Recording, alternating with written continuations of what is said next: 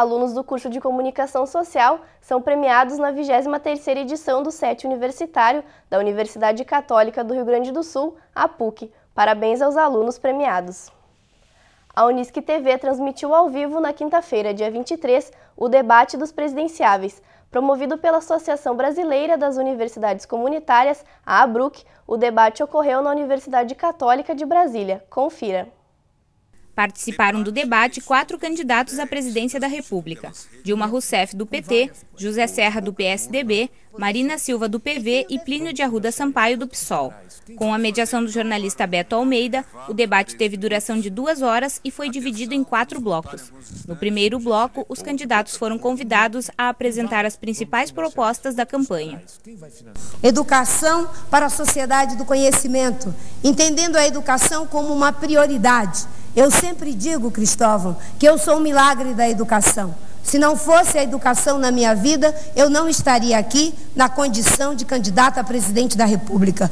Um outro aspecto que defendo é a proteção social, entendendo aí a saúde como algo que deve acolher o cidadão. E ainda a terceira geração de programa social. Nós tivemos a primeira geração, que eram os famigerados sacolões. Depois o programa de transferência de renda com o Bolsa Família, que é um programa importante, mas que precisa ser ampliado com aquilo que eu chamo de criar igualdade de oportunidade, com a profissionalização, o incentivo ao cooperativismo, para que as pessoas possam ter uma inclusão produtiva.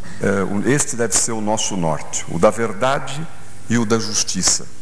O povo brasileiro quer isso, as pessoas querem isso para a sua família, querem isso para a nossa sociedade e querem isso também para a vida política brasileira. Dentro das minhas prioridades se situam nesse contexto. São 3, fundamentalmente, as 3 onde que nós, de alguma maneira, tivemos um retrocesso nos últimos anos ou um avanço que não correspondeu à expansão das necessidades. A segurança e a saúde, que tem a ver com a vida, e a educação, que tem a ver com a vida e a ver com o nosso futuro. Essas são 3 grandes prioridades e o Brasil pode avançar muito em relação a todas elas. Como pano de fundo, nós precisamos de uma economia forte para ter recursos para investir nessas áreas. Isto é essencial. Primeiro, a qualidade da educação. Obviamente, a ampliação do acesso, mas a qualidade é algo crucial. E essa qualidade da educação, ela tem por base a valorização do professor. E essa valorização significa pagar bem ao professor e, ao mesmo tempo, assegurar a ele uma formação continuada universitária, garantindo que a nossa educação tenha um desenvolvimento da creche ao pós-graduação. Precisamos de garantir escolas técnicas, interiorização de universidades, para que nosso país tenha, de fato, igualdade de oportunidades. Ampliar o programa de saúde da família, universalizar o SAMU, criar as unidades de pronto atendimento, generalizando-as pelo Brasil, assegurar também um tratamento especializado, eu queria destacar, na área de prevenção ao câncer e, sobretudo, na proteção da criança e do jovem. Nós vamos, seguindo a opção preferencial, fazer a proposta da igualdade. A igualdade entre as pessoas. A igualdade que é a proposta do socialismo e que é a proposta do Cristo, que é a proposta da Igreja. E é por isso que nós propomos uma enorme distribuição da riqueza. E para isso nós vamos fazer uma reforma agrária drástica, como propõe a CPT, a Comissão Pastoral da Terra, com o apoio de muitos bispos. Nós vamos fazer uma reforma urbana, nós vamos fazer a redução da jornada de trabalho sem redução do salário. Já no segundo e no terceiro blocos, os representantes das entidades promotoras e da sociedade civil fizeram as perguntas. Uma delas foi formulada pelo reitor da Unisc e presidente da ABRUC, a Associação Brasileira de Universidades Comunitárias, Vilmar Tomé. E o candidato sorteado para responder foi José Serra.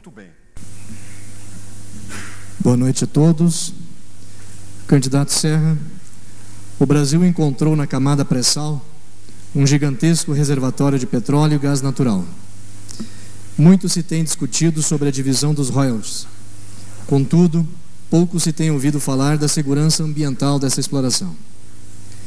Investimentos em educação, ciência e tecnologia são fundamentais para garantirmos o desenvolvimento socioeconômico e a segurança ambiental.